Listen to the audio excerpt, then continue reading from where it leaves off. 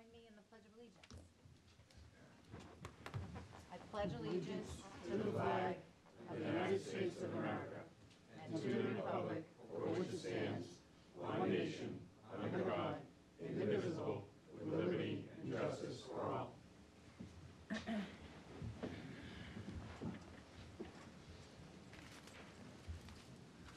The first item on the agenda is to reorganize and elect a chair for the upcoming year. I'll open nominations for the Select Board Chair. I move we, David Mills as chair. Second. I nominate Maureen Bernard. Second. Are there any other nominations? Hearing none. Any discussion by the board? It's been a long-standing tradition of this board to defer first to the person who served the longest without serving as chair, and Mr. Mills is in that position, and I appreciate his thoughtfulness in deliberation. Thank you. And I would like to comment that I think sometimes that not being a senior board member, but having some new ideas, I think is very appropriate to lead this board into a new generation of welcoming people, having people come to the meetings for questions, ideas, any concerns.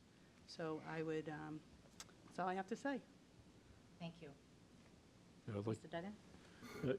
One of the reasons that I'm nominating Maureen is because it's been quite a few years since we've had a woman as a chair, and I think it's an important role model for young women here in town, and I think she would be even-handed and create an atmosphere that was, kind of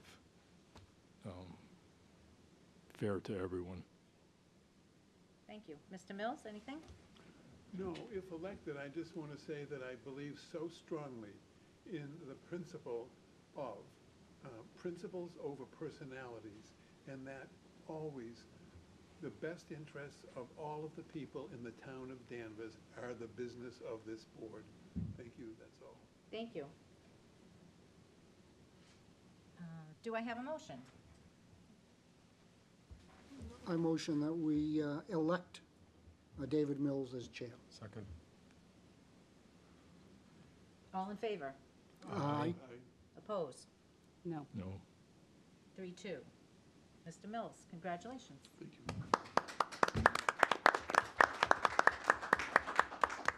Matt, would you move this chair over there? Okay. You in it? Yeah, just You want to just slide pull it out, these then we'll down? slide these down, Matt, if that's okay with you. Yep.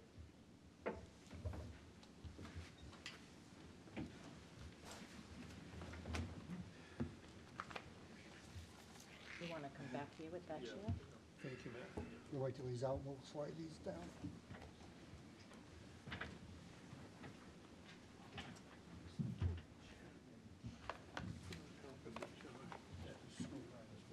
I'm gonna take the long Up and walk. over with the chair?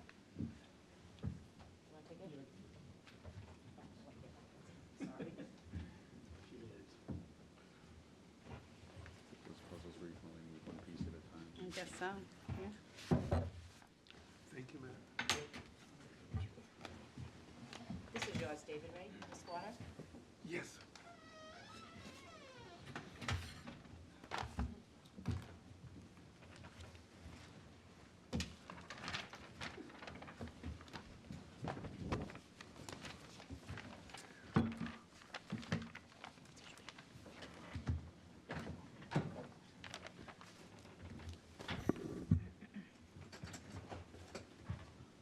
Are we ready to proceed? I think we are.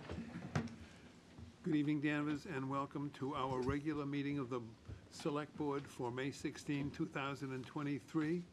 And the first agenda item is approval of the minutes of May 4th. Is there a motion? I move we approve the minutes as presented. Thank you. Second. And a second. Second. Is there any discussion? All in favor? Aye. Aye. Thank you. It is a vote. At this time, we invite new public business comments, asking that anyone who wants to make a comment of new business to bring to the attention of the board may please do so and limit yourself to 2 minutes. Mr. Bradstreet. Bill Bradstreet, Town Meeting Member, Precinct 1. Last meeting, I asked that the town perhaps pay some attention to the food pantry parking lot, repair the pavement. I was remiss in not including the senior center. At a meeting up there, I noticed several potholes, and I still would like to see a better lighting of the rear lot. When I was up there, the parking lot was taken up, and I'm not objecting to that, by the parents of the young people playing soccer. But I think a light and the repairs to the parking lot would be a big assistance to the town and anyone using that facility. Thank you. Thank you, Mr. Bradstreet. Is there anyone else? Hello?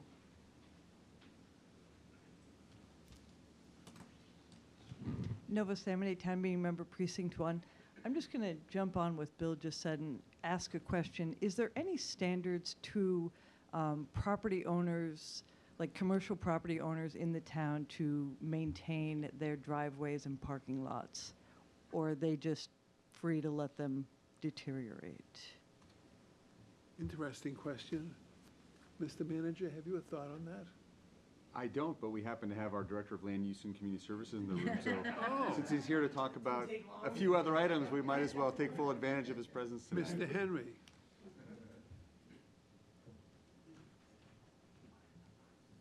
Thank you. Aaron Henry, the town's Director of Land Use and Community Services. We talked about that internally. Obviously, the one we get a lot of complaints about is the Liberty Tree Mall area in particular. It seems to suffer from pavement failure. But there are any number of other ones. We've looked at whether or not our site plan approval document could be used as, there's an implied understanding that the condition would be of adequate grade in construction when they come before the planning board, and that keeping up your site plan would mean keeping the condition of that site up to some level of adequacy. That's the next. Right now, we don't think we have the language to enforce that. It's not explicit enough in our book, but we are looking into that. So as Mr. Bradstreet says, we're working on it, but that's something we'd probably need a slight, at least a regulatory tweak, potentially a bylaw tweak, in order to have a stronger hand than we have presently. I think I know where you're talking about. Thank you, Aaron. Okay. Are there any other public comments? Thank you. We'll proceed to the next agenda item. Is it Kathy Simon? Yes, Kathy Simon's going to speak. The board will vote to accept a gift of 3 framed pencil drawings by Danvers artist Richard V. Ellery in accordance with Massachusetts law. And Kathy, are you here to speak?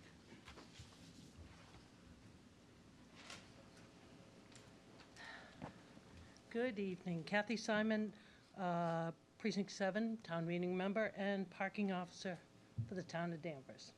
Congratulations, Chairperson Mills, in your new role. I guess it was in the role of parking officer. I go into businesses and people talk to me, and the bank known as Santander Bank is going to be closing on June 8th. Down in their basement, they had some Ellery prints. They're old pencil drawings. They're beautiful. 2.5 by 3.5 feet framed glass pencil drawings by Danvers artist Richard Ellery. So she said, what should I do with them? And I said, I have a place for you. And since we were decorating here at Town Hall, I suggested there, and they offered these drawings to us as a gift to the town clerk to do with as she sees fit. And if you have any questions, I think it's a wonderful addition for us. If you don't know, Danvers artist Richard Ellery, he was born in 1909 in Salem, and he moved to Danvers in 1915. He moved his family down to Maple Street, right at the corner of Pine. And He lived here in Danvers. He supported himself as an artist by having a small farm, and he did carpentry work. And during the First War, he worked for General Electric on the side. He continued to paint. In 1935, he joined the WPA, which, if you don't know, artists do. These are the Work Progress Administration paintings that the government retained artists to do paintings of work-life balance in the country, and Richard Ellery was chosen as one of them. So he's a well-known artist, and we have his murals in our town hall here in the lobby. You've seen them as you go up the stairs, and these are just some pencil drawings that he had done. My hope is that we accept the gift from the bank. What we'll do is, if you do, then my husband and I will take them and clean them up and restore a few things in the frames, and then deliver them to the town clerk if you wish. Thank you very much, Kathy. You're welcome. What do we do next? You would take a motion to accept the gifts.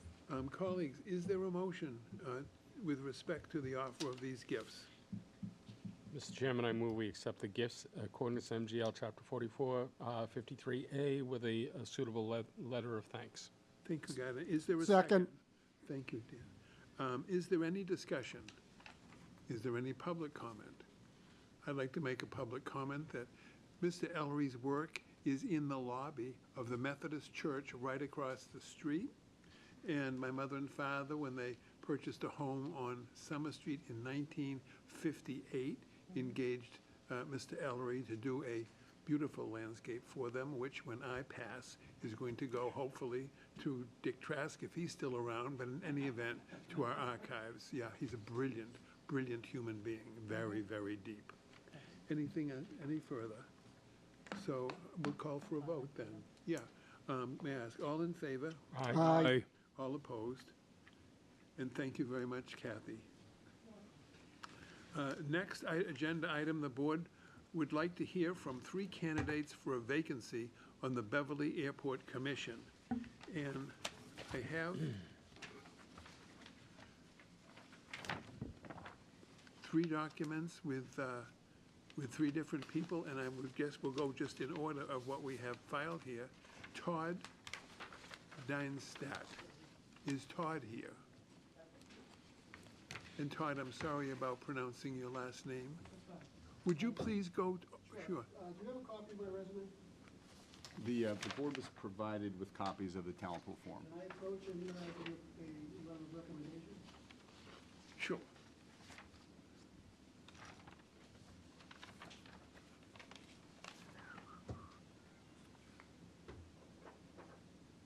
Thank you. And Todd, how do you pronounce your last name, please? Dienstadt. Would you please go to the podium? Mr. Chairman, as he approaches, if I could provide just a little background. So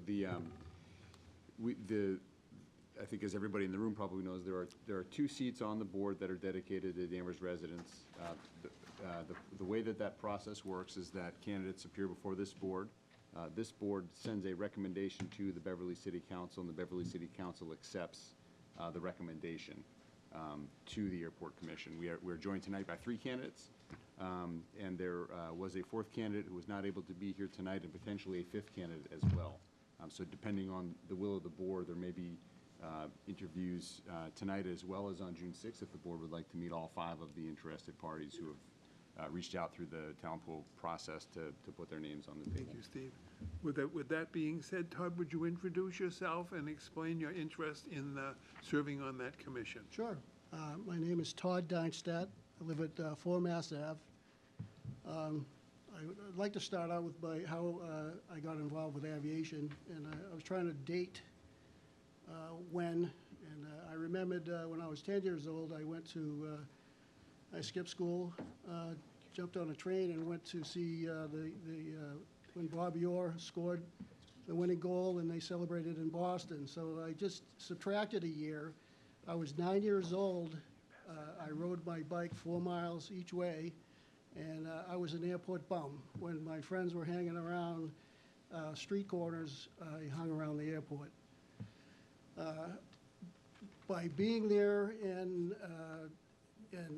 introducing myself, there were some people that were like, offered to take me flying as a 9-year-old. And from there, I joined the Civil Air Patrol. I joined the Air Force actually while I was in high school, served in the military, got out of the military, and I was employed on the east side of Beverly Airport. I went to North Shore Community College on the west side. From there, I've flown 39 years professionally, 5 years with an airline, 34 years with Raytheon Company. As a pilot with Raytheon, I was also a security manager. I was in charge of all security matters for the flight department. We had 9 airplanes, 2 helicopters. I was also an international senior captain. My last trip was Abu Dhabi. It was a good send-off. The company moved to Connecticut, so this is, it's unfortunate, but I was asked to go, but I chose to stay. And so I have time on my hands, and obviously I have a passion for airplanes. I'm a neighbor. There's actually 4 Mass Ave many years ago. There was a twin-engine airplane that had a fatality in my neighborhood. And I'm familiar with the noise, and I'm familiar with the economics of the airport. I've served on the North Shore Community College on the advisory board. I've had students to our facility at Raytheon. I've given speeches at the college, introducing people to, the difference between the airlines and the corporate life. So you really don't know me, but what I chose, these are my professional accomplishments. But the one that I'm most proud of is when I was in college and I was working at the airport. I was selected to go to Piper Management School. I was just a kid, but I was identified as a high potential back then as to go to school and be the line service manager. I was 20 years old. Well, I've been a high potential all my life, and I've really enjoyed the challenges. And all the, with my resume, you could see the accomplishments. I've been on the, Premier Advisory Board. I've been on committees working with new product development at Raytheon Aircraft Company. So one of the, Raytheon had customer success is our business. So my agenda was really very simple and clear, to be industry leading and to be customer service oriented. Todd, let me ask if you'd be comfortable if the members of the board may have some questions for Yes. you. Maureen, would you? Hi, Todd. It's been a Hi. long time. Mhm. Our sons played hockey together. So not only was he a pilot, but he also was a hockey dad. So he made time for that. I know you're very good at what you do. My question to you is, if you become nominated for the seat, how are you going to help the neighbors? I mean, you are a pilot. Yep. I understand the flight training. We're very concerned about the touch and goes Yep. at the airport, the noise. How are you going to perceive that and help our neighbors? Be clear, with that resume, my expertise is safety and security. I've done audits of safety and security at airports. My favorite word, I have 3 children, my favorite word to them is empathy.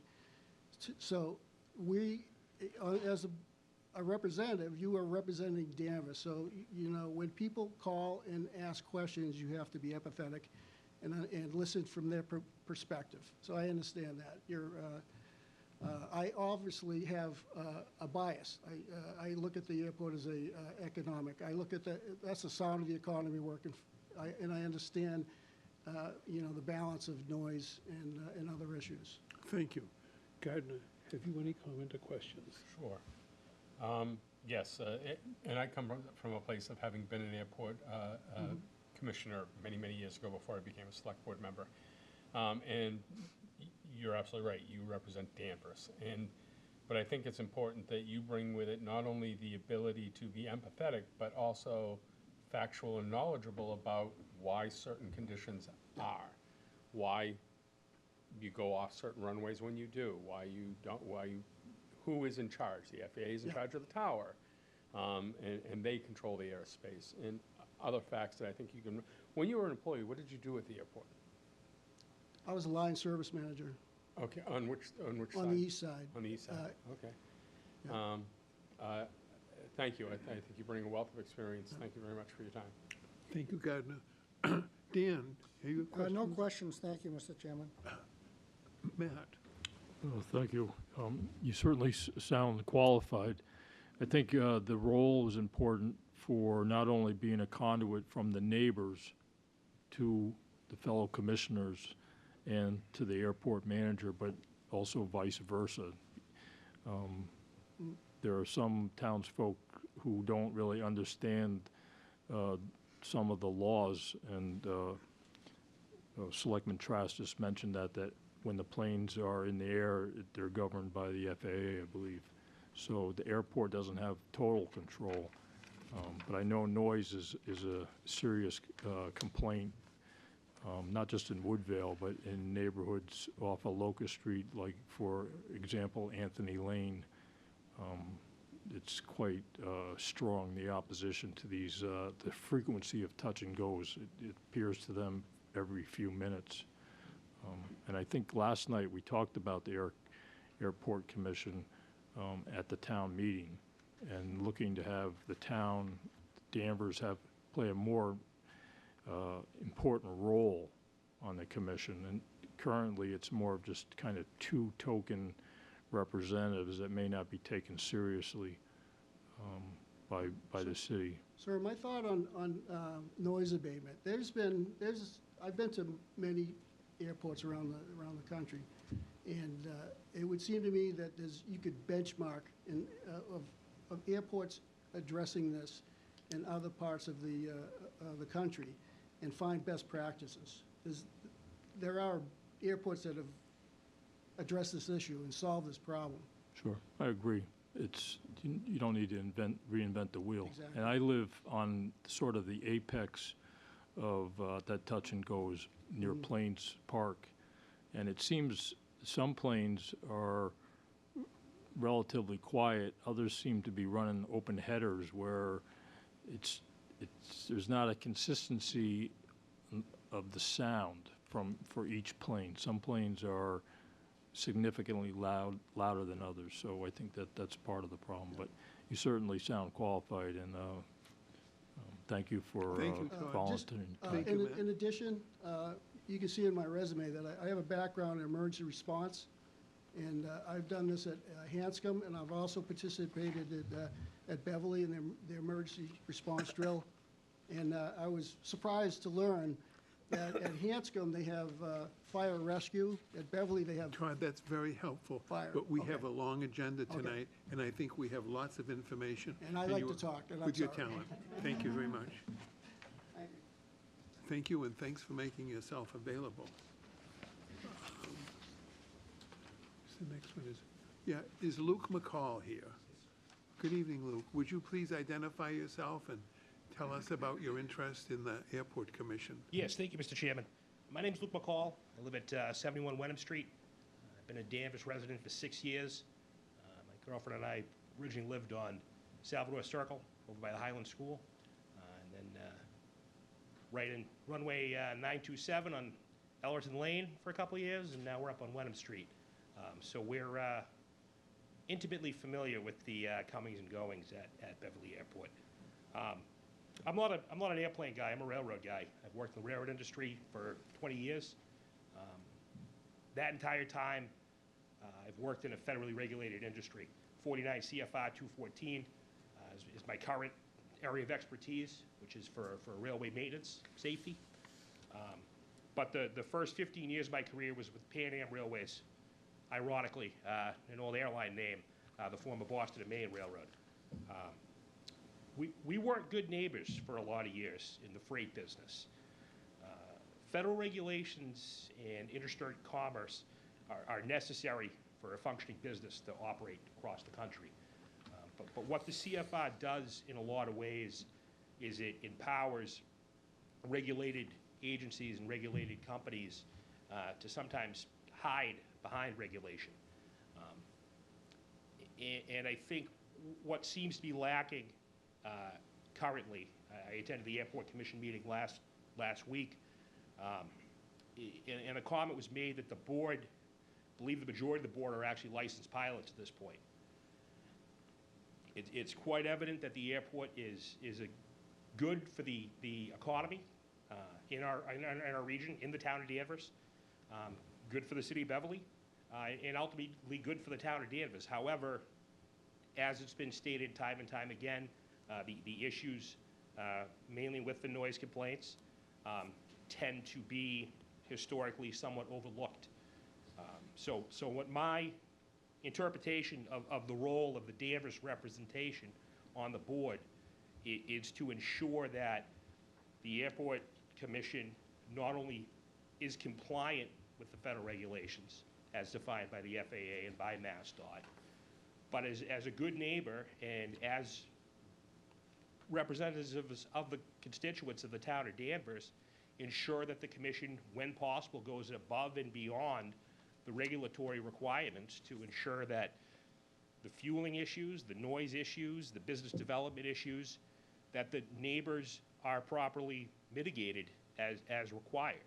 I feel from what I've seen, it's very easy to hide behind the word regulation and push it off as if they are powerless to do something. It's quite evident that the commission has a good representation from the aeronautical community. And what I would look to do is to take a set of fresh eyes, used to reading the CFR and seeing how we can best use the CFR for the town of Danvers' advantage, both for quality of life and for the economics. Very good. Thank you, Luke. Members of the board, starting Matt, have you questions or comments? No, but it's having you identify the fact that the airport doesn't appear to always be a good neighbor. I mean, that kind of, I think that's kind of the root of the problem, right? I had every day in my past life, I would have a call from some neighbor where I had a freight train parked idling away hour after hour. And quite frankly, our company's response usually was, well, the CFR says we can do it. And that was the extent of it. Right. And I think that is some of the issues that we've been having. So, Thank you. all right, thanks. Anything else, Matt? No, I'm all set, thank you. Thank you. Dan, have you questions or No, I comments? have no questions for the gentleman. Thank you.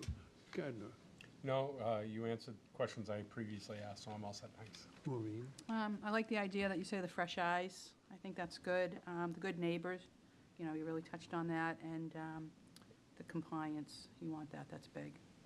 So thank you for volunteering. Thank you. thank you, Maureen, Yeah. and thank you, Luke. for Thank you. coming. Excuse me, Mr. Chairman, if I may, this is a volunteer position. We've had some issues in the past with getting commissioners there to stay. Now, I'm not asking you for a commitment of tenure, but just some thoughts on looking at the position and I grew up in Winchester, so I grew up in the suburbs of Boston. Danvers, I can go 5 miles one way and go to the mall, or I can go 5 miles one way and see a cow. So I'm planning on staying here for the rest of my life, and I would be looking to be here somewhat long-term, if so chosen. okay, thank you. Thank you. Thank you, Dan. And Thank you if I very much. may, the first gentleman said he didn't move to Connecticut, so I figured he's sticking around anyways. Thank you. Thank you very much, Luke. And is Wayne McGuire?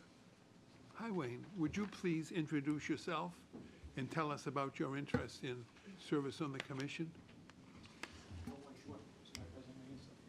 Oh, thank you, Lynn, okay.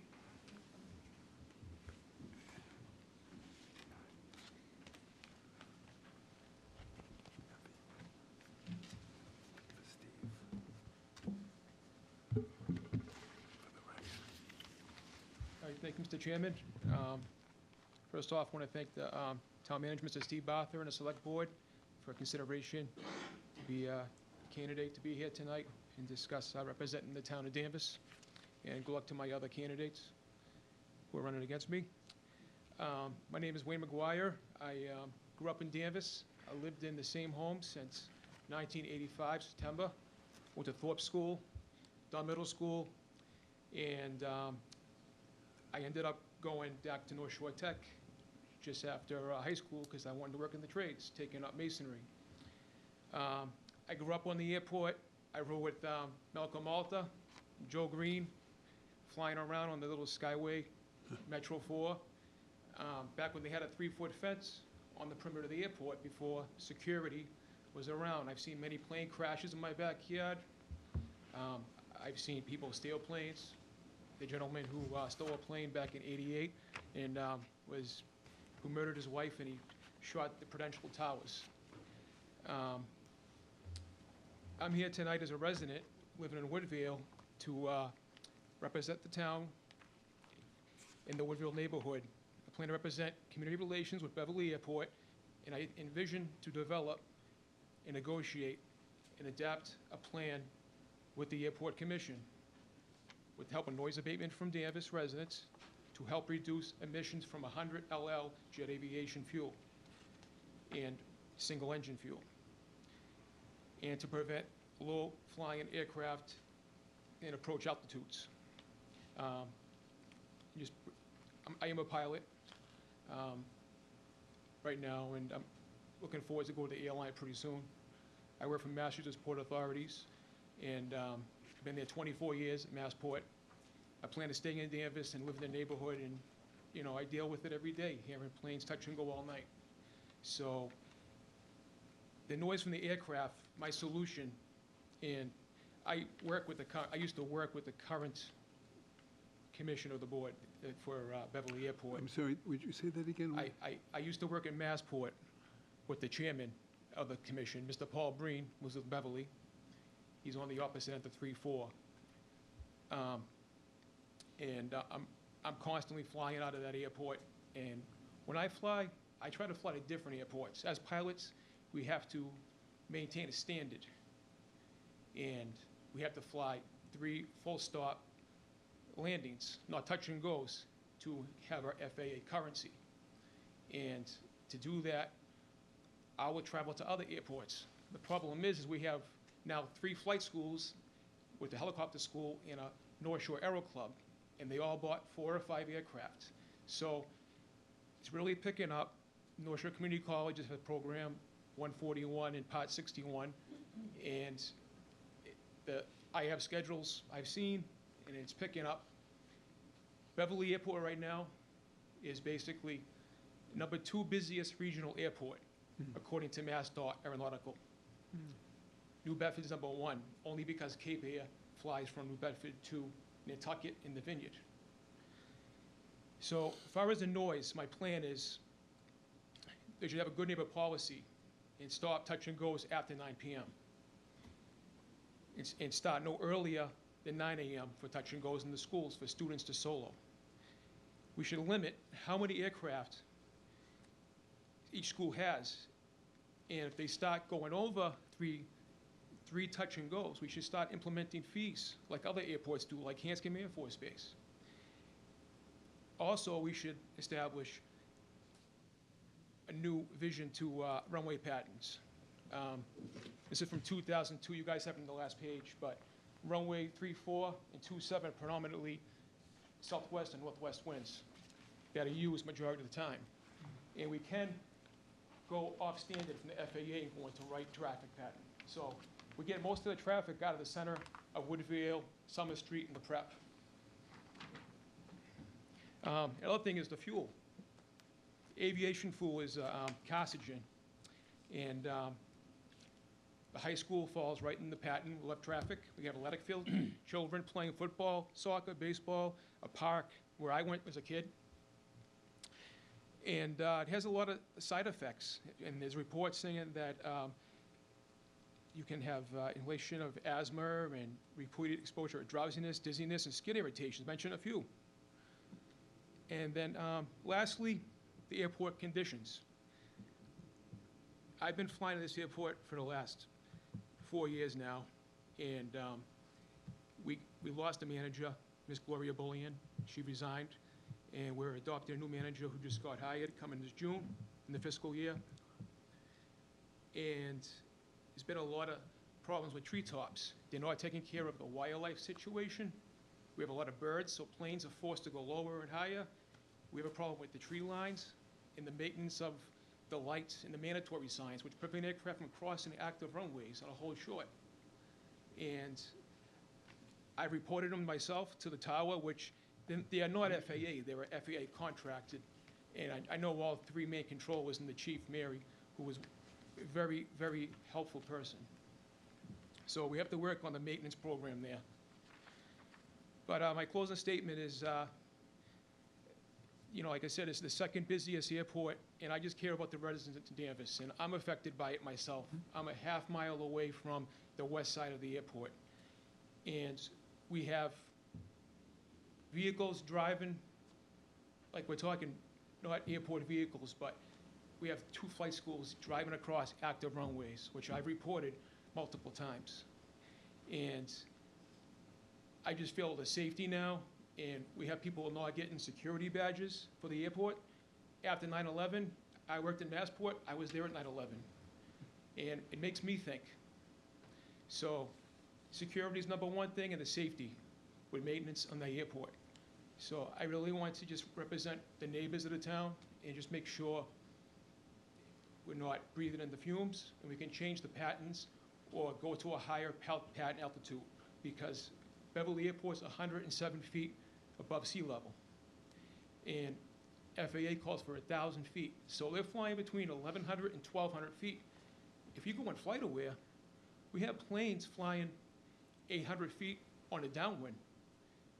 And 800 feet that's low from the tree line, you know? So I'm just really concerned for the neighbors, and I would do my best to help people. Thank you very much, Wayne. Members of the board, my colleagues, Maureen, have you questions or comments? Sure. My father was a pilot, too. He actually flew the helicopter. He was a lieutenant in the Navy who flew planes off of the aircraft carrier. And flying a helicopter was different, but he flew Joe Green around, too. And he also did a blimp, flew the blimp, you know, which is very weird when I was a kid. But I do like your pointers about, naturally, it's the neighbors, the safety, for the neighbors. I have seen some planes lately that have been very low. I mean, it just catches your eyes because you're like, wow, this is really low. How do you think you're going to have an impact with the airport when you say you want to limit the flights from 9 a.m. to 9 p.m.? Are you talking 6 days a week, you know, certain shorter times on Sundays or no Sundays? I believe on the weekends, it's about the neighbors, being home with their children, cooking out, having their hamburgers with no fuel landing, because we all know there's pollution. We're going to a green module now, and we can't have mufflers in these planes by FAA standard and the noise. But my plan is just to adapt a program where, why can't we change the traffic pattern on the weekends and give it all that traffic to Wenham? Because Danvers has taken the hit financially, too. They call the Beverly Flight Center, it's in Danvers, but it should be the Danvers Flight Center, in my opinion. But there used to be a coffee shop years ago up there. But getting back to your question, if Monday through Friday, we could do that and just implement 9 p.m. No more, if you want to take off, do a stop and go, you can do what I do. Go to Laconia Airport, go to Hanscom. Or now after that, you're going to start charging people, like other airports do. And it will start to slow down the process, because they will not fly to Hanscom and do this, because Lincoln and the small towns that they're in Concord, those neighbors are up in arms, as Norwood right now. And Norwood's going through the same problem as us, but we have it worse with 3 flight schools. They have 2. Thank you. Thank you, that's good, David. Thank you, Maureen. Gardner? You had some interesting thoughts, and I wonder, two of you described yourself as pilots and fly and as you said, it's the second busiest Class A area. Have other airports been successful in limiting times? As you say, a lot of them are airports that come to Danvers to get that experience of being as close to Logan in Class A as possible, where Plum Island isn't that kind of airport.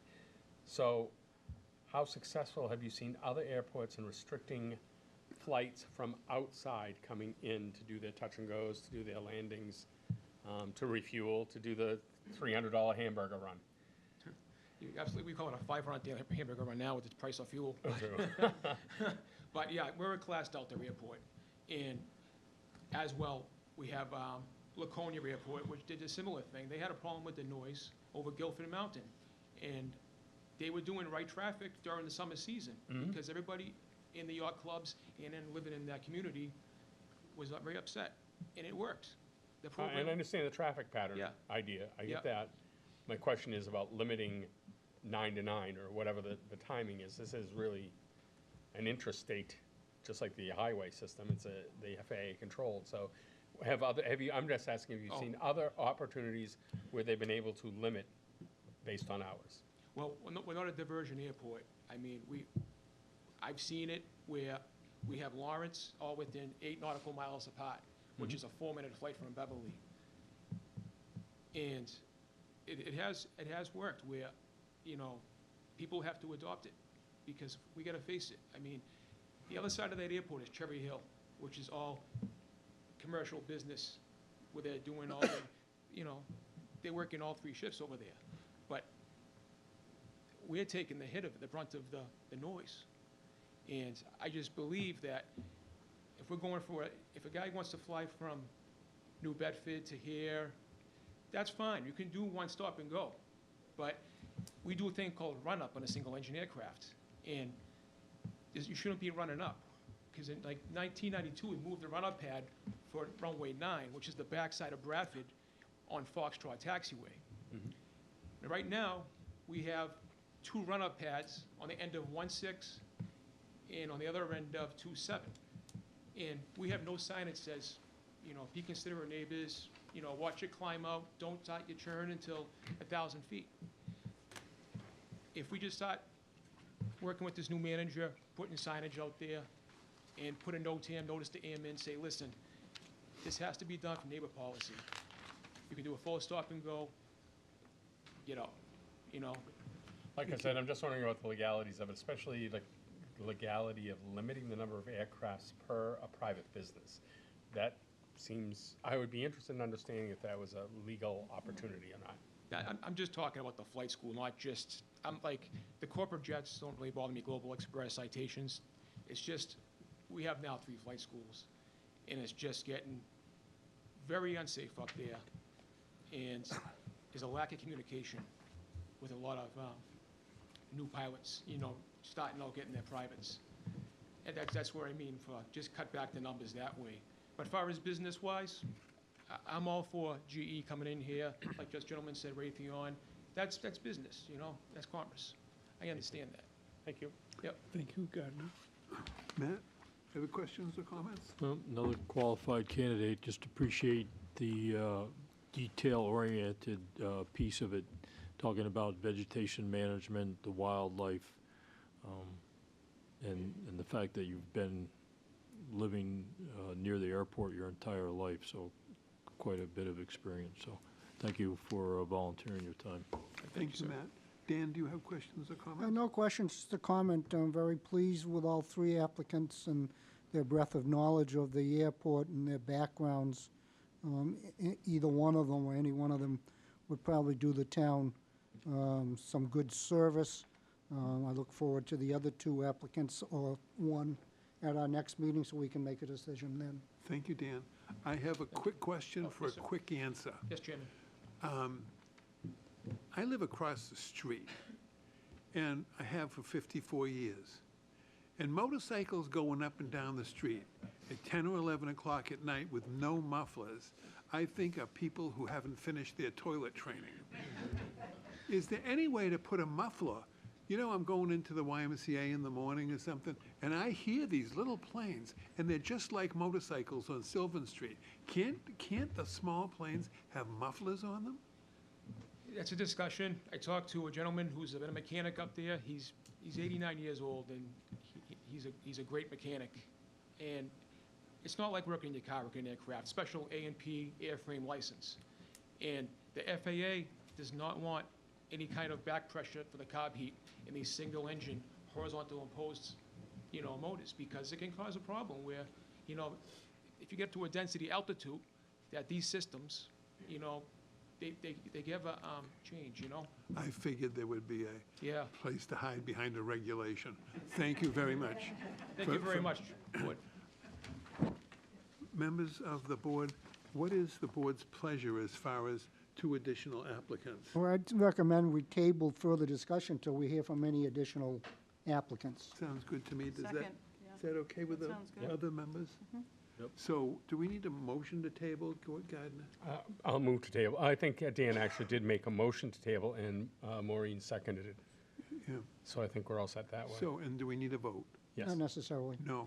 Thank you. The 3 applicants, as far as quality, I say once again, kudos to the town manager and to the talent pool and the way that we are reaching out to try to find people to take part in our government. And wow, this has been a wonderful night for that. Thank you all for being here. And we will move on to our Number 6. Number 6. number 6. Thank you. Number 6 is a public hearing under Chapter 138 on the application of 99 West, the 99 Restaurant Group there, for change of officers and directors at 60 Commonwealth Avenue. Is there someone here to speak for the applicant? Hi. Good evening, Chairman. My name is Elizabeth Pisano from Upton, Connell, and Devlin on behalf of the applicant, the 99. This is a change of officers application. They're just changing out individuals at the corporate level. There are 4 individuals leaving and 6 people being added. There are no changes to the restaurant operations. The manager of record is remaining the same, and there's no other changes besides this corporate swap. Thank you. There may be some questions. Madam Clerk, I read the papers, and it seems like there are a number of restaurants involved in this application? That there were Yes. going to be changes of managers for all of them? Yes, at all 99 locations. Okay, there'll be some questions about that. Are the papers otherwise in order? The papers are in order. The ABCC gets a group application in this case, so that the applicant sends in a bulk transaction. Okay. So the ABCC has primarily approved it. Thank you. Yep. But we're also, as a board, called on to Local. give local approval. Correct, yes. If you'd stay there, please, there may be some questions and comments. Thank Sure. you. Gardner? I have no questions. There is no local change. I will have a question for the clerk after the vote, the procedural question, but nothing for the applicant. Thank you. Thank you, Gardner. Maureen, have you questions? No questions, David. Thank you. Thank you. Matt, have you questions or comments? Yeah, just to confirm, so the local branch on, over by the mall, there'll be no noticeable difference from what's occurring there today? No, none at all. It's just at the corporate level, Okay. the members of the board. And then just a trivia, the name for the 99 came from its original location, 99 State Street, In by Boston. Faneuil Hall. Yeah. I've known my facts now after going to all these towns. I get random things thrown at me, so I'm learning every time. All right, so I'm all set, thank you. Thank you, Matt. Dan, do you have questions? No, this is very appropriate for her to come before us, even though it's already pre-approved, basically. Correct. All set. Thank you, Dan. Hearing that, this is a public hearing. Members of the public have any questions or comments about this application? Hearing none. Motion to close the public hearing. Motion to close, and second. All in favor? Aye. And all opposed. And is there a motion on the application? I move we accept the application as presented. And Second. is there a second? Thank you.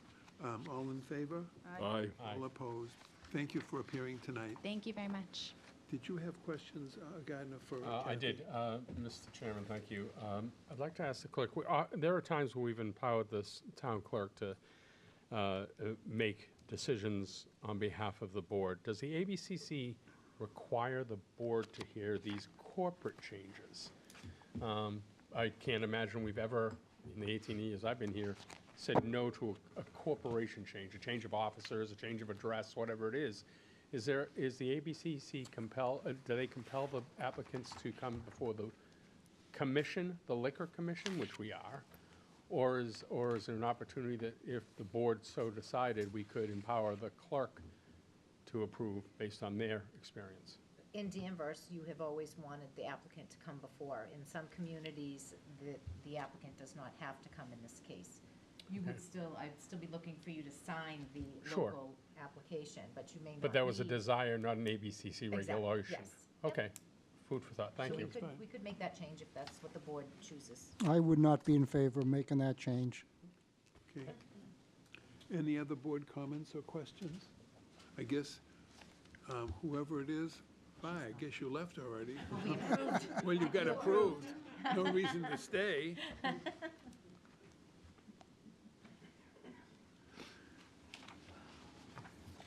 Thank you. Thank you.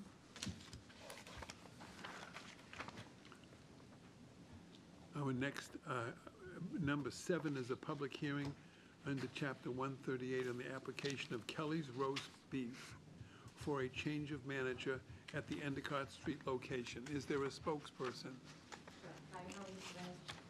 I'm Shannon O'Donnell. I'm currently the general manager of Kelly's Roast Beef in Danvers, and the liquor license is held under my name as well. This is going to be the new general manager there, and I'm going to be relocated to the Saugus store. So that's why we're here in front of you, to see if that's okay with you guys. Okay, thank you. Board members, Dan, have you questions or comments on this?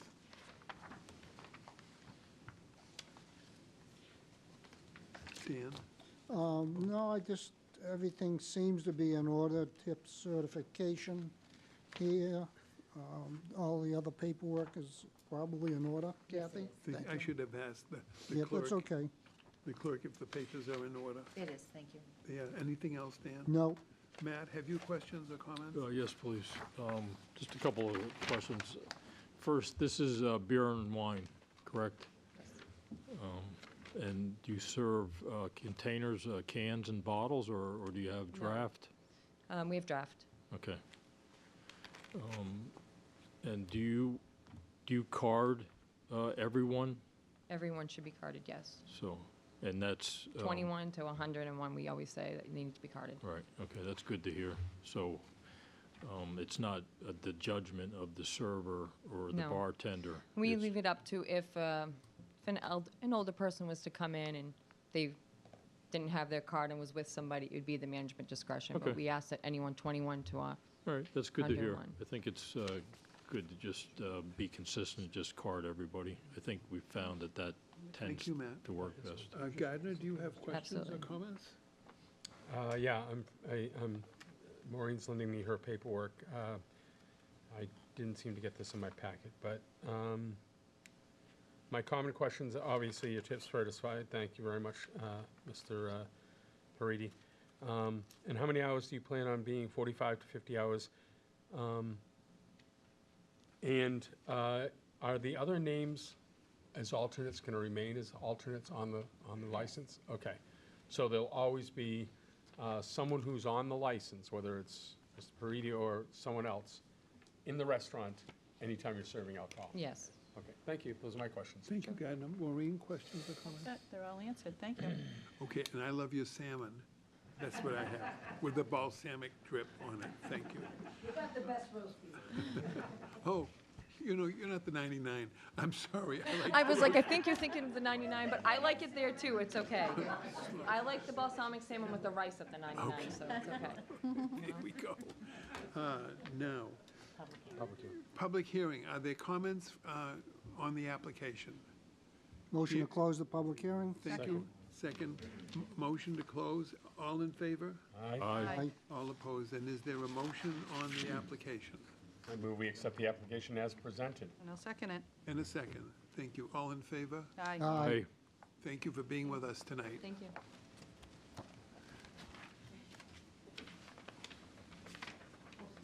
Number 8, we got? Number 8, the board will consider proposed new parking regulations in the neighborhoods around Essex North Shore Tech, formerly known as the Aggie.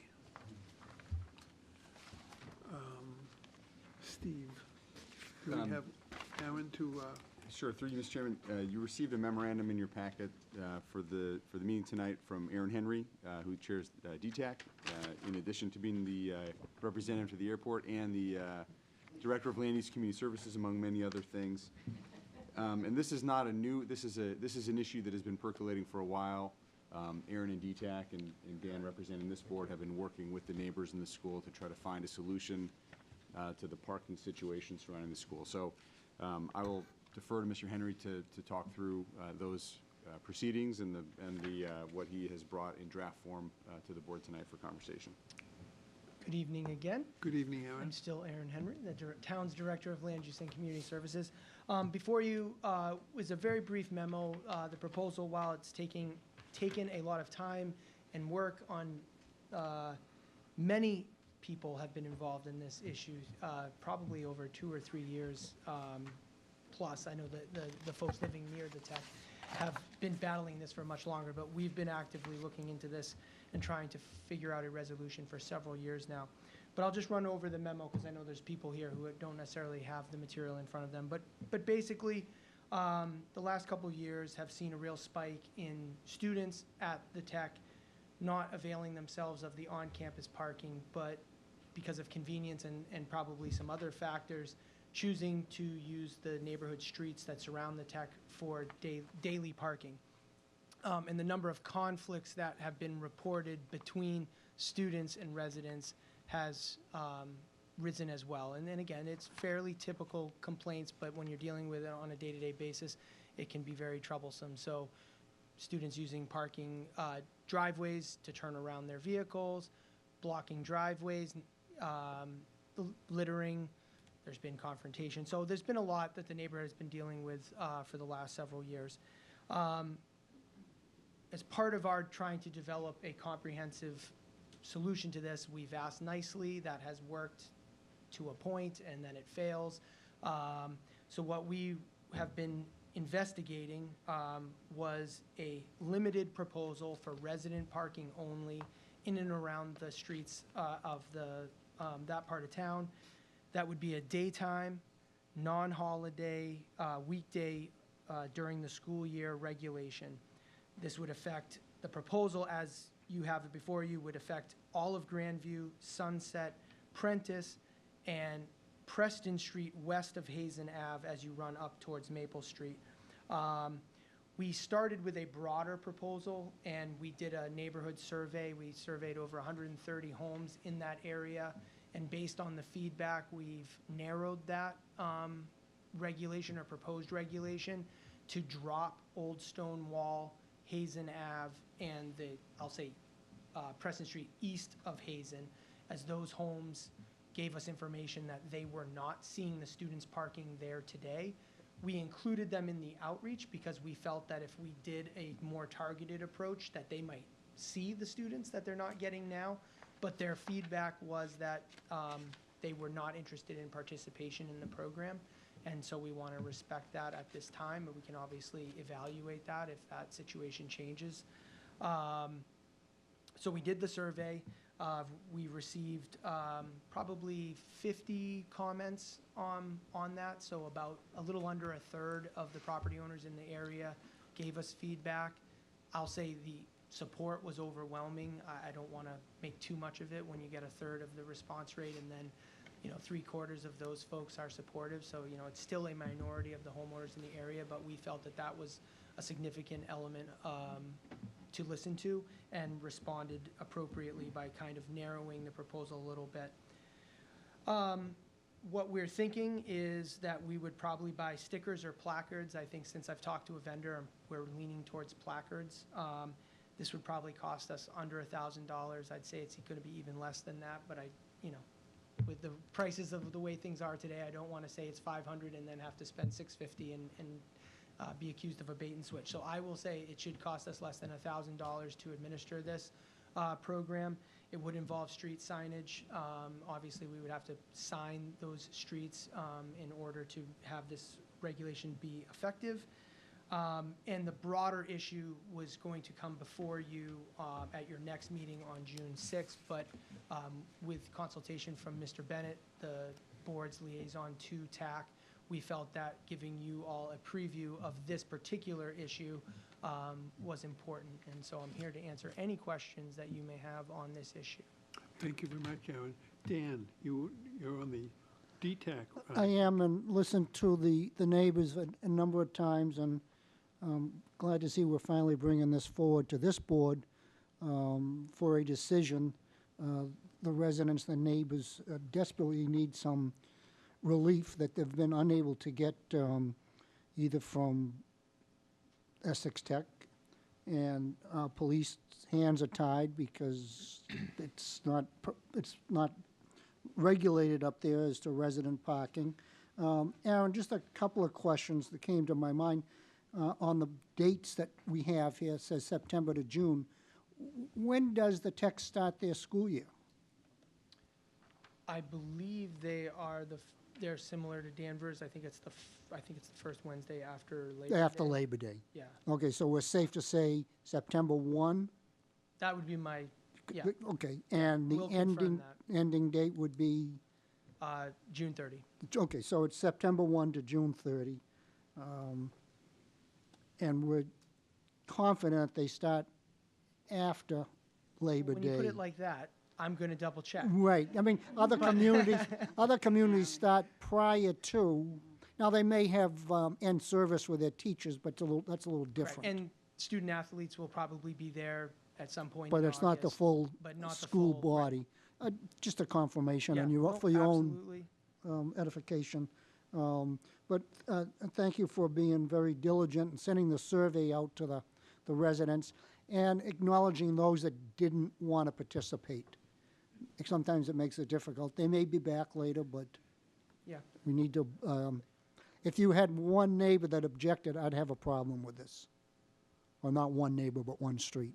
So I'm Yeah. glad that you're Yeah. following I through the mean, way you and to are. be clear, there were people in the affected target area who Right. said, I don't think this is necessary.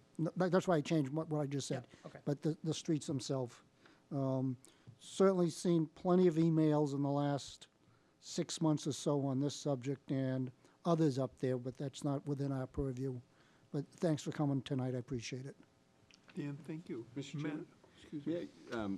Yeah, Dan referenced something that I wanted to just add, just for context. When this came before, he alluded to the fact that the neighbors have been frustrated with the lack of management of this issue. And when this came before the board previously, it was noted, this issue has occurred at Danvers High School in the past, and the school administration has been responsible for managing the students and getting them to park on campus. Danvers does not charge its students for parking. Essex Tech does charge its students for parking. And the administration has not been able to manage the students on campus. I think there's a question about whether there's adequate parking on campus for the students. But part of the reason this process has taken so long, this is the first time Danvers has had to do this. There will be costs beyond $1,000 in materials. Police will now be required to respond to calls when there are cars up there without placards, et cetera. So the position for quite some time has been to see if the school can manage this problem internally, and that has not happened, which is why the board is being asked to consider these changes. And just to jump on that point that Mr. Bartha raised, have been communicating with Dr. Riccio, and they do not oppose this. They actually asked us to do this probably 18 to 24 months ago, and at that time, the political will and the consensus of the neighborhood wasn't there, so we didn't pursue that. And again, we tried to do the good neighborly approach, and I think at this point, everyone has reached the end of their rope. And so I think this is something that the town can do, that's in our control, to kind of make a definitive statement about where the students should be parking in that neighborhood. And as Mr. Bartha alluded to, I can't we had an issue with parking when the Northeast Arc was out on South Side Road, I think that. But no other place in town do we have a facility of this size that does not have adequate parking for itself on its own campus. So again, I think this is not something I think we should generally be doing. Neighborhood parking, resident only, I understand it's a unique response, but I think in this case you have a unique problem, and hopefully it's essentially a one-off proposal for a solution. Before you, I'm going to ask if the board members had questions or comments, and we'll be right back to you. Gardner, did you have questions? Will the enforcement be by the Danvers Police Department? Or is there a DARE officer in the school that will do enforcement? There is a school resource officer there, but certainly the Danvers Police Department will have to be involved in policing this. And is the result of an infraction a ticket or a tow? I don't think you're, I mean, I don't want to bring Lieutenant Sullivan to the podium, but I would assume you've got to get a few tickets before you get towed, unless you're blocking a driveway or something that we would have enforcement action on today. For illegal parking, we cannot tow.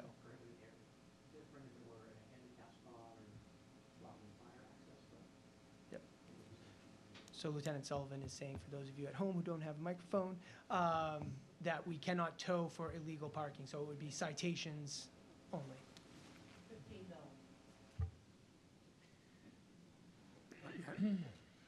Thank you, that's all. Thank you, Gardner. Maureen? I think it's good that you did say, Aaron, that the administration at the tech wants this to happen too. So it's nice that we're working together because we want to have a nice partnership, with them, right? I think that I think it's good that I think it's Officer Chase that's there. I think he's the resource officer. So that's good that we need to help the residents. I mean, when I worked in the Danvers Square before and the overflow parking on Alden Street and Berry Street and all that, back in the day, we were trying to be respectful, and this is a nice way of helping the residents, and also letting the kids know that you're going to get a ticket, so don't park there. And the Essex Tech seems to, I drove past it today and was driving through the streets. It looks like there is a lot of parking there for the students. Maybe if they expand, that's something that they'll eventually think about with more parking lots. Yeah. But yeah, I think it's a good job that we take position and help our neighbors. Thank you. Thank you, Maureen. My only comment is, I've been up and around there a lot. You have to fight for a parking space at around noontime. There simply is not enough parking on, excuse me, I haven't been there for a couple of years unless they've added some. There simply was not enough parking on site for all of the cars there. That's just what I saw. This is not a public hearing. It is a meeting. It is a discussion of a proposal that may be brought before the Danvers Traffic Advisory Committee, and then it may come back with a recommendation for a bylaw, at which point there would be a public hearing. But is there someone, Mr. Right here, Mr. Chairman. Yes, May ma'am. I'd like the opportunity to, You missed me. I'm sorry, you skip me. Forgive me, ma'am. That's okay. I'm It's your sorry. first night, no problem. Can I go? I just have a few questions for Mr. Henry. Sure. So when you talk about the cost, is that to kind of limit the demand, or what is the difference between the available parking and the demand for the parking? Is it just, it totally outstrips the availability? I don't know exactly. We have talked informally with Dr. Riccio about how many students want to park on campus versus how many are actually driving, and not been able to get a firm answer. And again, it's, throughout the year, I think one of the issues we've heard from anecdotally from them is that, the students buy the parking pass in the fall before the school year, but then you have, throughout the course of the year, you have kids obtaining their licenses during the school year. They didn't have a parking permit. They didn't buy one in August for March. Now they get the car in March, so now there's, something the school, needs to manage that better. I think from the changes they've made over the last few years, adding the bus parking lot up by the rink, some other reallocations and of space, they're trying to free up as much parking spaces as they can, but I couldn't give you a definitive answer Okay, of that's what demand fair is. enough. I'm just concerned if the build-out continues with additional structures, it's going to draw, more students. I recall, I don't remember the exact date, but I do remember residents coming before us and describing the impact in their neighborhoods. Cars parked on both sides of the street with a single lane down the middle, so obviously a public safety issue, and just the impact of the quality of life. I want to kind of just expand that. So you're creating this kind of resident parking, but I think it should be, the scope should include the entire town. Like, if you look at Salem, how they do it by Salem State, but they do it in other areas as well, near the commuter rail and other areas where there's a high density of residential units. And we're going to see these projects such as Maple Square come online, where I think they've only allocated one parking space per each residential unit. So obviously there's going to be kind of overflow into the neighborhoods, not just Maple Square, but down through the High Street corridor as well into the Back Bay. So I think when we look at this type of program, we should look at it from a more kind of a wider breadth. I just had a town meeting member last week call me down to Harbor Street. If you've been down there, the parking lots at the boat ramp are reserved for boaters only. And there's a number of people that work in that area, and also people that just like to go down there and sit in the park, and those vehicles are being parked on Harbor Street and Meade Street. So that's another area that's, there's a conflict. On that one, just since you brought it up, we've had a couple of meetings with the business that is driving most of that problem down there, and they are relocating to a better facility. Fortunately, they're staying in Danvers, but fortunately for the Harbor Street area, they'll be relocating from that location to another. So unfortunately for that neighborhood, I think patience, unfortunately, is the measure of the day, because that problem will be no longer come August 1st. Okay, well, thanks for the info. I use those examples just to point out that when we create a bylaw or some kind of legal mechanism, we need to look at it from a town-wide perspective. I think if we just say, okay, we're just going to do it at Essex Tech, I think we're just going to be revisiting this over and over again. I think it needs to be kind of, well thought out in terms of the scope of it. So that's all I have, and thank you for the information. Thank you, Matt. Any other comments or questions from board members?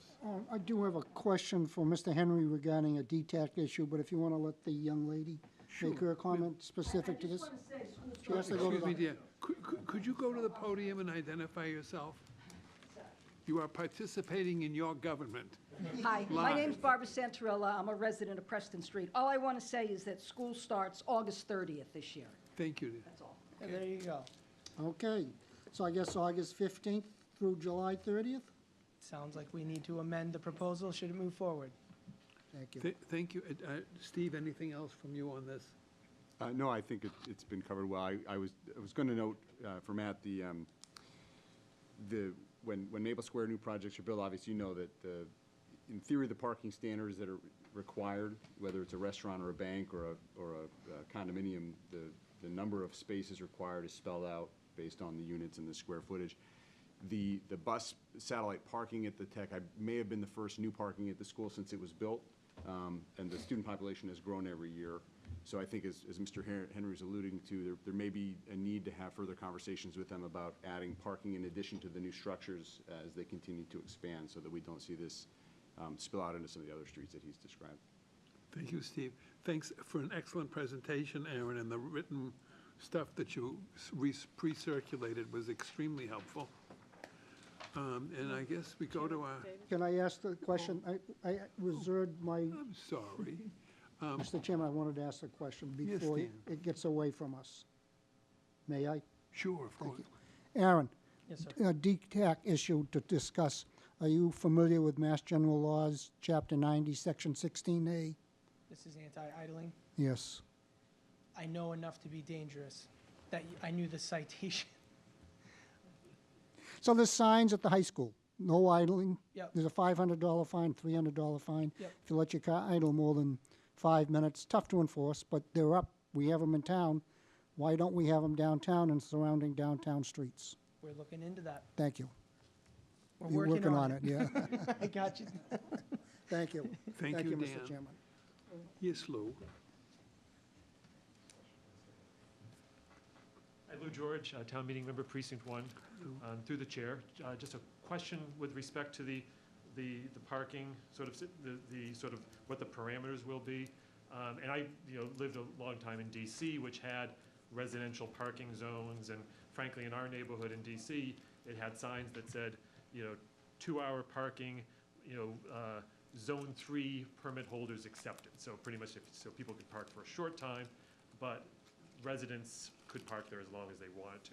But one of the things that came up that I guess that a question about is, if you have placards, is there any provision for if people have, visitors? So, because I know, for example, when we were in DC, if you needed a parking permit for a visitor, you'd go to the police precinct and you'd get a temporary card for like 7 days or something. Through the chair. So what we're proposing is you'll get as many placards, if you're in the affected area, you get as many placards as you have registered vehicles for that home. So every car gets covered, plus 1 guest permit. And that would really, again, by doing the time limited 7 a.m. to 3 p.m., we're just trying to eliminate the problem of the students parking in the neighborhoods during the day. If you're having, your mom's coming down for the week and you can't put her car in the driveway, you'll have the placard. If you're having a service call to the house, you can give them the placard, but I doubt we're gonna, the van should be in the driveway, but if it happens to be on the street, the resident will have the placard there for it. To your point, we could definitely get more complicated and more nuanced. I think given our enforcement infrastructure, we're trying to keep this as light and practical and effective as possible. And I think what we've got is pretty close to that. Obviously, evaluation and revisiting how it's working will be part of that process. But I think to start with, I think we have an enforceable but not too administratively heavy program. Thank you. And there is also a document, Lou, you could take my copy of a memo to the select board, which gives some background. Okay, so you don't need mine. I'll take mine home. Thank you both. Thank you. Would you speak? Identify yourself.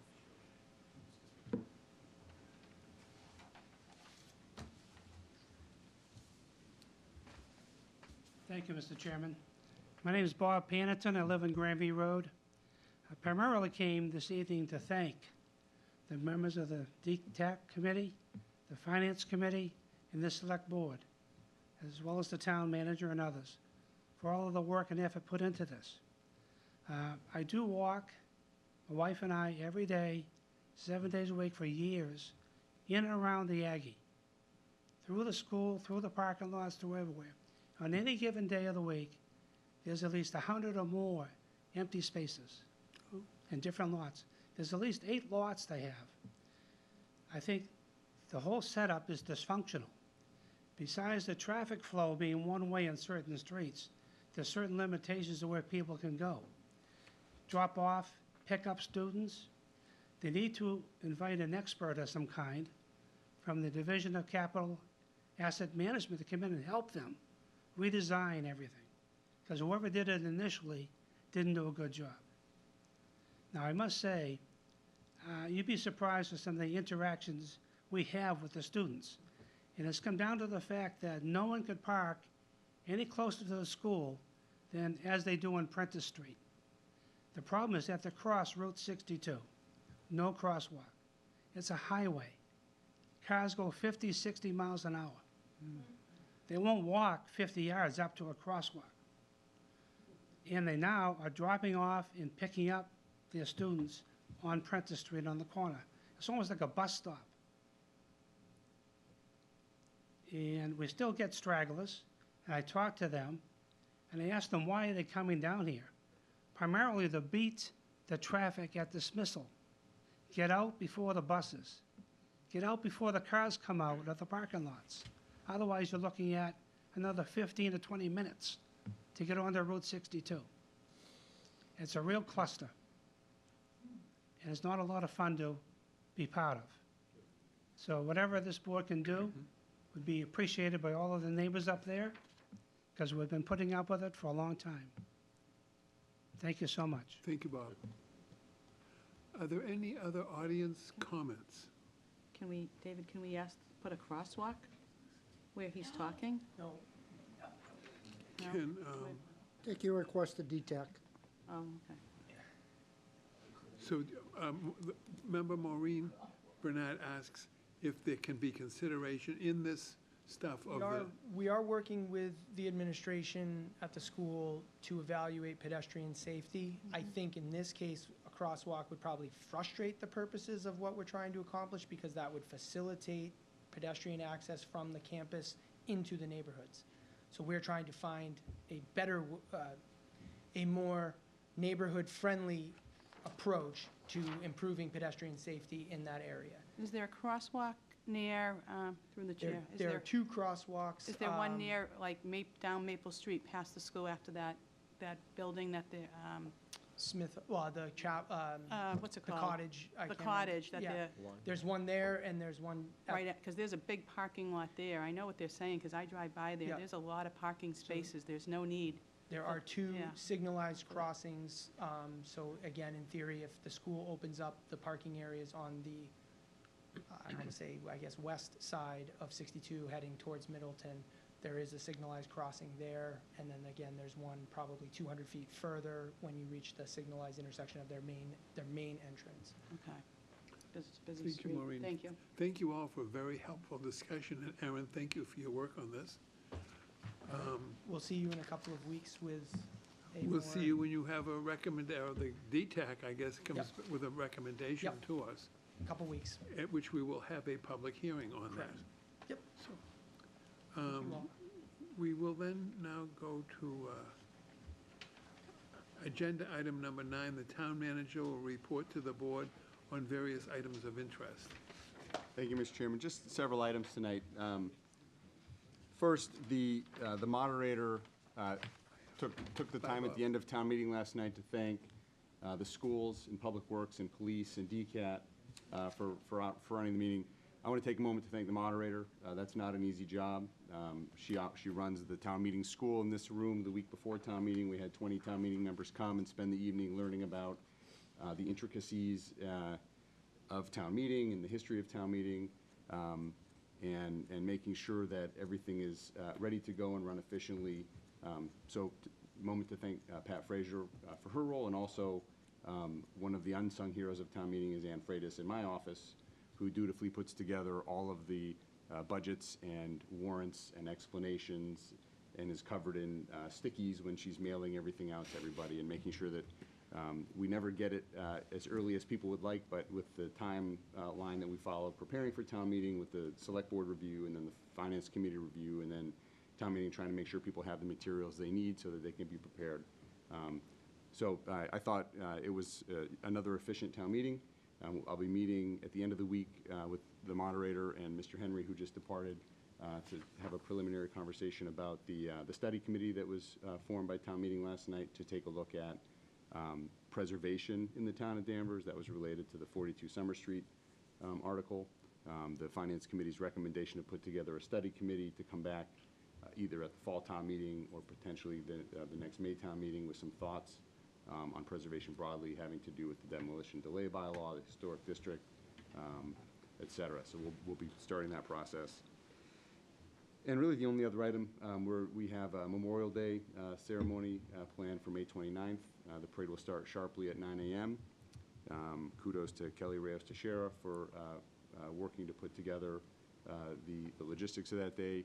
Kathy Simon stepped out, but her husband Jim Simon will be our keynote speaker for Memorial Day this year, longtime Danvers firefighter and a veteran. So that's really all that I had tonight, Mr. Chairman. Thank you. Thank you, Steve. I guess we now have closing comments. Calendar. Oh, excuse me, item number 10, the board will consider the consent calendar items as. So they are. moved. Thank you. Second. Second, all in favor? Aye. Aye. Thank you. It's a vote. And now, select board members, new business, previous new business, updates, and closing comments. Maureen? Thank you, David. First, I want to thank Select Board Member Duggan for recommending me as chairperson. Thank you, Matt, again. And I want to congratulate you, David, in your new role as chairperson. Maureen. You know, thank you again, everybody, for welcoming back as a Select Board member for the next few years. I look forward to serving the residents in our town for the well-being of everybody in our town. As mentioned, one of the reasons I did want to be the chairman of this board is because I want good leadership, and I think we will have it. The biggest thing I want is that we are to respect each other. That's what I wanted, and to learn from each other and help each other.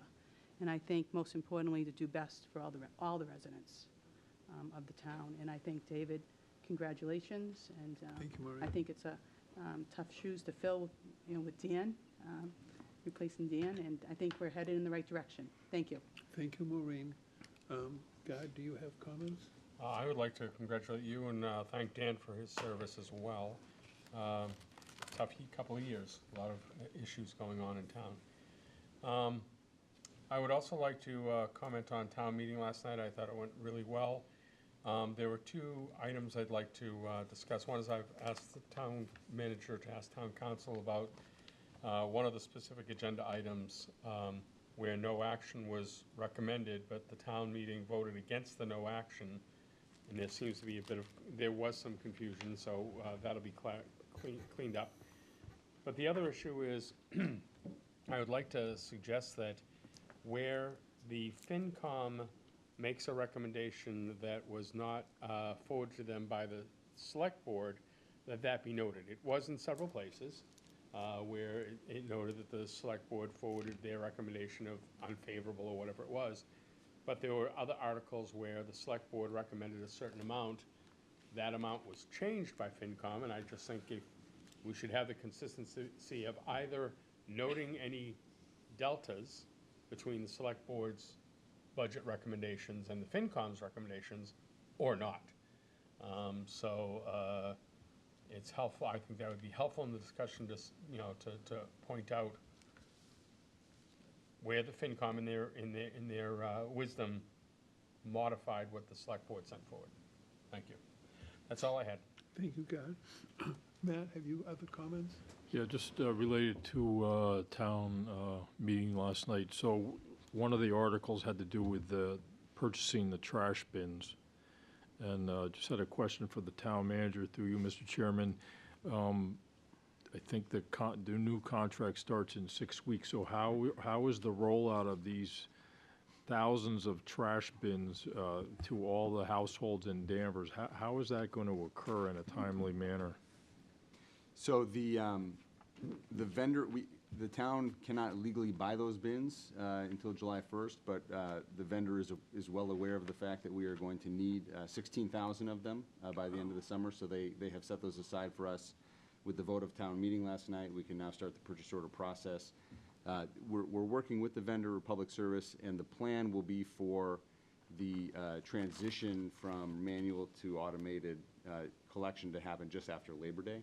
So we'll have the summer to, Oh, I see. the bins will be delivered directly to the homes of residents by the vendor. The town won't be the middle person in having to move 16,000 bins around, so those will be delivered. DPW is working on educational materials that will go out this summer, and there will be a couple of week transition period where we'll get the bins delivered and make sure that they're in place before we start the new, so there will be no change in service through the summer until the vendor and the town are ready to make the switch. Right, and just to be clear, the way it was kind of presented last night, it made it sound as if there was a chance that the resident would be billed somehow for these bins. That won't occur. This will be all transparent, where the bins will just show up in your driveway, and there's no nothing that the resident needs to do to make that happen. Town meeting, the Finance Committee had recommended that town meeting advise my office to bill residents for those bins. Town meeting did not support that, so at this point, the plan is to deliver those bins. Okay.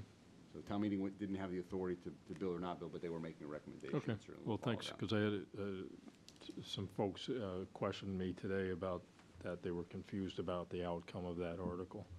And then just to compliment you and your team for a well-run town meeting. It was good to be back in the auditorium. It's kind of like another step towards normalcy, and kind of like the good old days when we were in the auditorium. So thank you. That's all I have. Thank you. Thank you, Matt. Dan, comments? Just please thank the vets when you see them, and hope to see you on May 29th at the parade. Thank you. Thank you, Dan. I had just a couple of closing comments. I spoke at the last meeting about what the Surgeon General of the United States has said about the epidemic of loneliness in this country. And Mr. Bradstreet says I can never mention his age again, but I can mention mine. People my age sometimes stay in, and it's not a healthy thing to do. I want to remind everyone that we have a recreation department that has all kinds of wonderful things. You own it. We have a Danvers Senior Center, which has an array of activities, food programs, fun, and just a wonderful, cozy place to come and sit. You can talk to someone else if you want. You can shut up and not talk to somebody, but it is a resource for the town of Danvers, and of course, we always say other people are welcome too. I know the Danvers YMCA it's not a public organization as such, but the number of programs at the YMCA, in addition to the great child care and other things, there are water exercise classes that I go to every day of the week with other wonderful people my age, between 70 and 90. There are other programs down there, and they are an extremely welcoming group. And that's what I wanted to say about my psychotherapy department.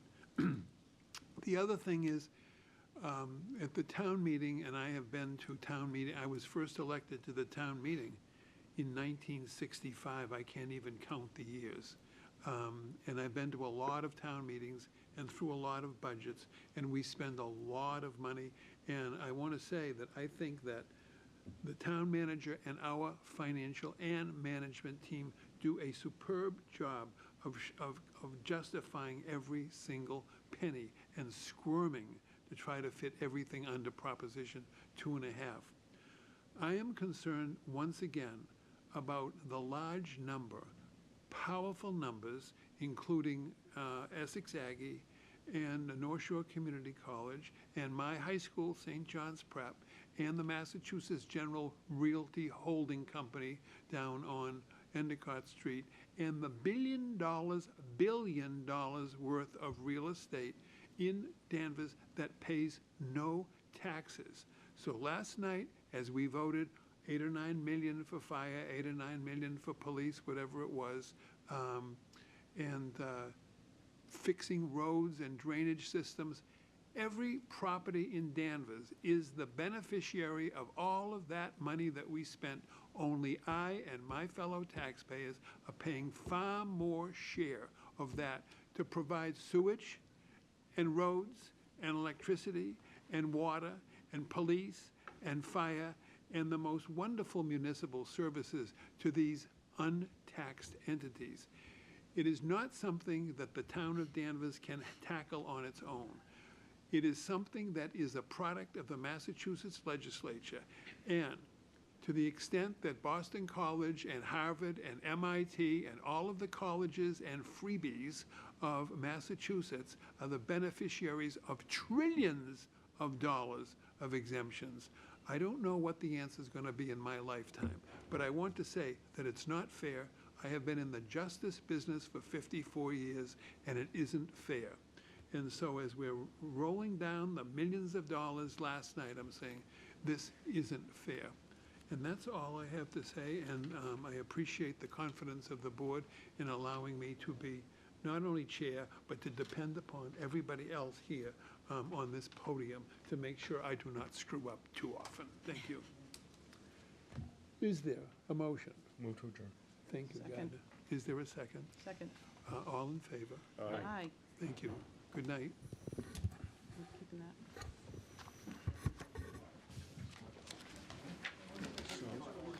Congratulations. Thank you, Kat. Training number one. Good job. Next to me, that's all. Oh, thank you for coming, appreciate it. Good, thank you. Yeah, no problem. Okay. I want to make sure I'm not. Good luck. Bye. It was, you really did it. I'm astounded at the quality of our applicants. Thank you. Thank you. Thank you so much. Yeah. Oh, I? High price area now, a lot of houses for sale. That went well. Thank you so much. I feel better now. I was afraid that I was gonna have another seesaw year. Yeah, it definitely seems more stable. Don't be. Did he talk to you about this?